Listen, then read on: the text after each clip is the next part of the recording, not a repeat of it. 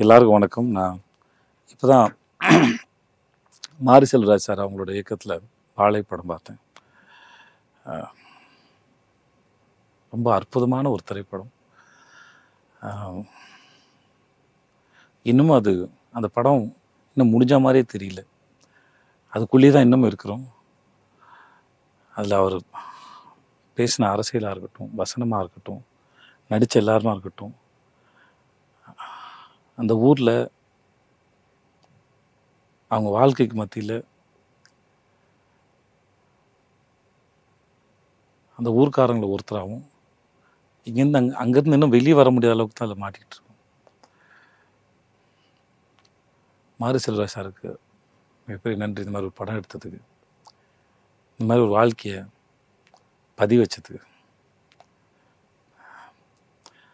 செய்திகளில் கேட்கும்போதும் இல்லை செய்தித்தாள்களில் வரும்போதும் சாதாரணமாக கடந்து போகிற, இல்லை அதை ஹெட்லைன்ஸ் மட்டும் படிச்சுட்டு கடந்து போயிடுவோம்.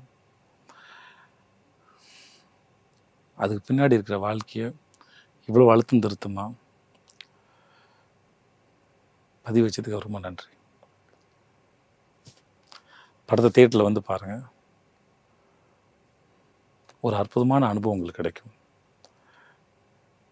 இப்படி ஒரு வாழ்க்கையை தெரிஞ்சுக்கிறது நம்ம வாழ்க்கை மேலே நமக்கே சில கேள்விகளையும் எழுப்பும்னு நான் நம்புகிறேன். படத்தை தியேட்டருக்கு வந்து பாருங்கள். ரொம்ப நன்றி.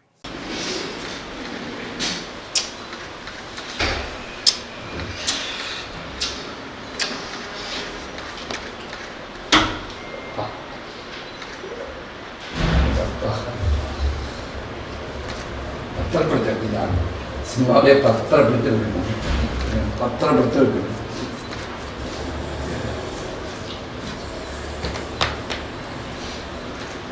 ಹೆಸರಡಮಾಗಿದ್ದೇನೆ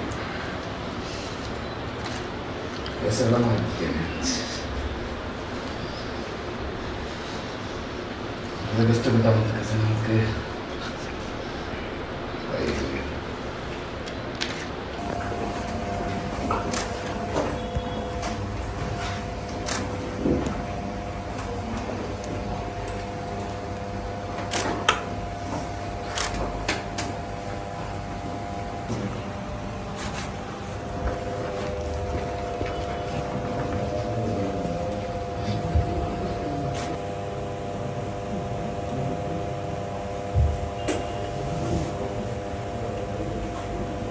வாழை நம்ம தமிழ் சினிமாவில் ரொம்ப ஸ்ட்ராங்கான விஷயங்களை திரையில் ரொம்ப ஸ்ட்ராங்காக சொல்கிற ஃபிலிம் மேக்கர்ஸில் ஒருத்தர் மாரி செல்வராஜ்.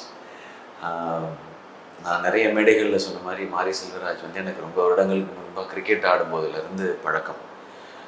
அப்போ வந்து அவருக்கு நல்ல சினிமா பண்ணணும், செம்மையாக படம் பண்ணணுன்ற ஆசை இருக்குன்றது தெரியும்.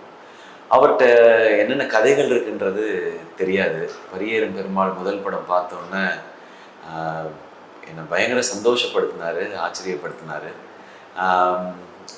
அவர் நமக்கு தெரிஞ்ச ஒரு நண்பர் வந்து இப்படி ஒரு படம் எடுத்திருக்காருன்னு நினைக்கும் போது எனக்கு அன்றைக்கி ரொம்ப சந்தோஷமாக இருந்துச்சு. அதுக்கப்புறம் அவர் பண்ண எல்லா படங்களுமே நம்ம பார்த்தோம். கர்ணன், மாமன்னன் எல்லாமே அவருக்கு நிறைய பேர் வாங்கி கொடுத்தது. அவர் எப்படிப்பட்ட ஃபிலிம் மேக்கர்னு மக்களுக்கு தெரிஞ்சுது எல்லாமே.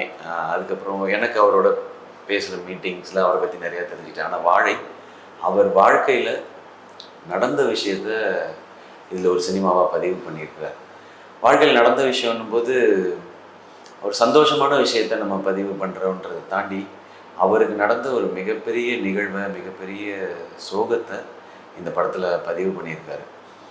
எப்போவுமே எளிய மக்களோட வலியை, வேதனையை, கண்ணீரை, சந்தோஷத்தை, சிரிப்பை அவங்க வாழ்வியலை பதிவு பண்ணும்போது அந்த சினிமாவே ரொம்ப அழகாயிடுது. வாழையிலையும் அதே மாதிரி தான். மாரி செல்வராஜ் அவருடைய வாழ்க்கையில் நடந்த நிறைய சந்தோஷமான தருணங்கள், அது கூட அவர் வாழ்க்கையில் நடந்த ஒரு மிக முக்கியமான நிகழ்வை இந்த படத்தில் சொல்லியிருக்காரு. இந்த படம் பார்க்கும் பொழுது ரொம்ப நமக்கு நெருக்கமான ஒருத்தர்கிட்ட அவருடைய கதையை நம்ம கேட்குறத இந்த படம் மொத்தமாக அப்படி தான் உணர வைக்குது. இந்த படத்தோட விஷுவலாக இருக்கட்டும், மியூசிக்காக இருக்கட்டும், நடித்தவங்களாக இருக்கட்டும், எல்லாருமே வந்து நமக்கு ரொம்ப க்ளோஸாக வந்து இந்த கதையை நமக்கு வந்து உணர வைக்கிறாங்க.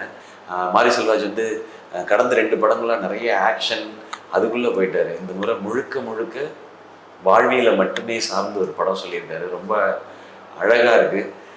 இன்னும் நிறைய படம் இந்த வாழ்க்கை சார்ந்து வாழ்வியல் சார்ந்து அவர் பண்ணணும்னு நான் கேட்டுக்கிறேன். எனக்கு தெரிஞ்சு எனக்கு இப்போ பரியேறும் பெருமாளுக்கு அப்புறம் எனக்கு ரொம்ப ஃபேவரட் ஃபிலிமாக வாழை மாறிடுச்சு.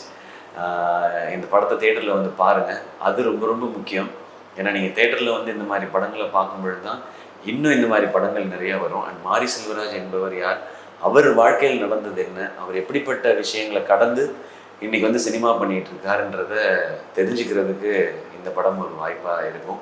மீண்டும் ஒரு முறை படத்தில் நடித்தவங்களுக்கும் இந்த படத்தில் ஒர்க் பண்ண டெக்னீஷியன்ஸ் எல்லாருக்கும் என்னுடைய வாழ்த்துக்கள்.